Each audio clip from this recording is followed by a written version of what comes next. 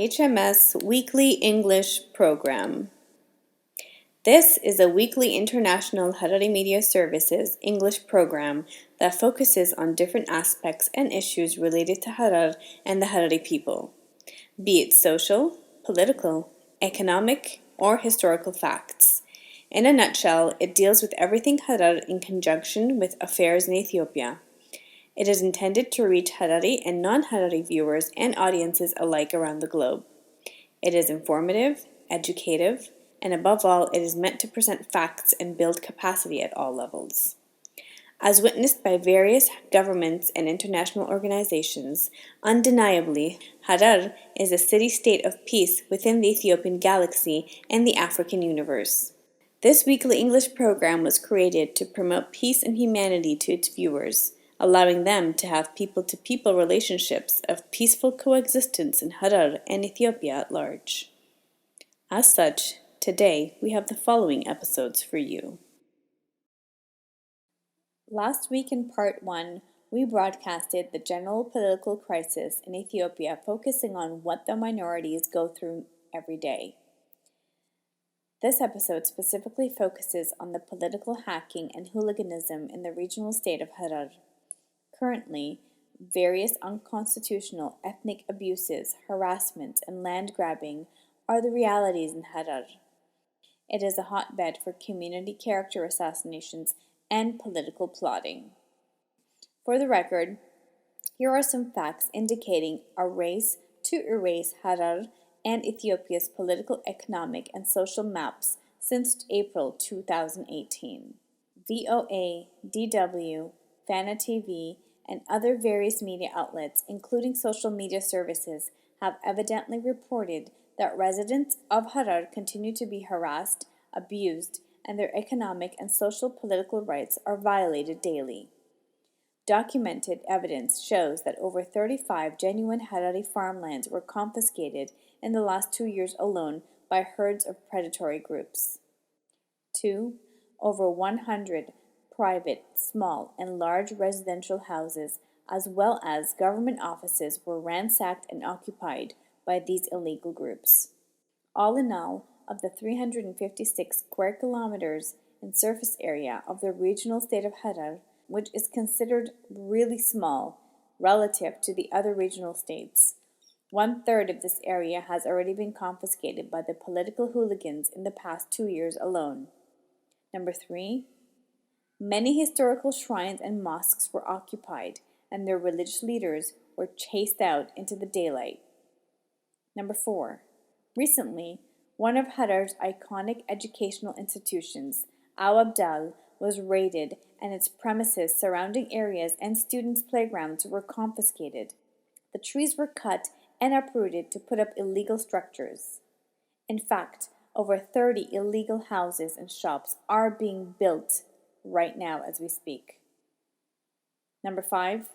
In mid-September 2019, Al Abdal's board members were barred from having a meeting at Amir Abdullahi's conference center with no apparent reason. Their constitutional rights of peaceful gathering, assembly, and deliberations were grossly violated by the government officials, specifically by the police. Number 6. Documents show that Harari officials were forcefully made to sign an 8-point illegal treaty to allocate or transfer most Harari sectorial secretaries or administrative offices to ODP in the state of Harar. Despite Harar's legal establishments, these unconstitutional moves and arrangements are involved to wipe Harari's political, economic, and social rights with the established federal system. It is a political plot paving the way for Harar's extinction. These are all fundamental violations of Ethiopia's constitutional and daylight aggression in Harar.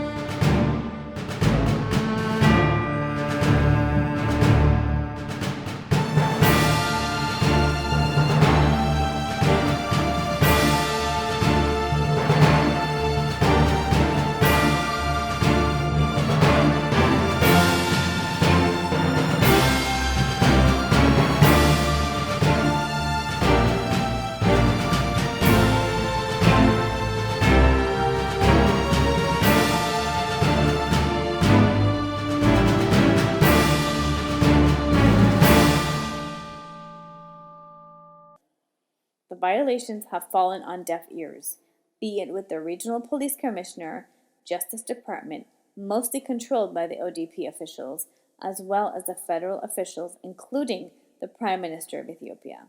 What happened to the famous banner of justice, equality, equity, inclusion, and togetherness for all Ethiopians? It is inconceivable why Harar is targeted negatively.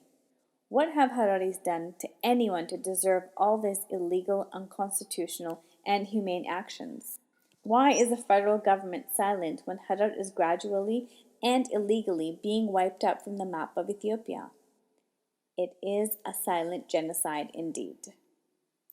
Behold Ethiopia and digest this for 1 minute. As the humanly proverb states, it is better to transform yourself with many small steps in the right direction than to make a corrupted leap forward only to stumble backwards again. The corrupted leap comes from selfishness, inhumanity, and expansionist ideology. It destroys a regional state or a nation and does not require modern weapons. It only requires constructing a political system full of hate, arrogance, ignorance, and unforgiveness that can implode and explode at any time. Ethiopia is full of social ticking bombs nowadays, and it is imperative the politicians come back to their senses and defuse it before it is too late. All corrupted consciousness and heartless political recipe indicate that Ethiopia is largely becoming inhumane, undemocratic, and a directionless country since the government does not protect the minorities as well as does not uphold the rule of law and order for peaceful coexistence among its people. Peace and security have been largely eroded and ignored. Abusing the minorities is widely spread across the country, specifically making Harar the hotbed of political hooliganism. Remember, Harar is one of the building blocks of Ethiopia, since it was vital politically, economically, socially, historically, as well as the hub of Islamic and secular knowledge for centuries. Despite its small population, these blocks of national growth made Harar one of the building blocks of Ethiopia. It is unimaginable to define Ethiopia without Harar. Harar has always been a visible sign for peace since its core value is love. Hararis walk with moderate manners. They are people with balance and fairness in their intentions and actions for centuries. They give happiness to many, though they were treated miserably. They made people laugh, though they were made to cry.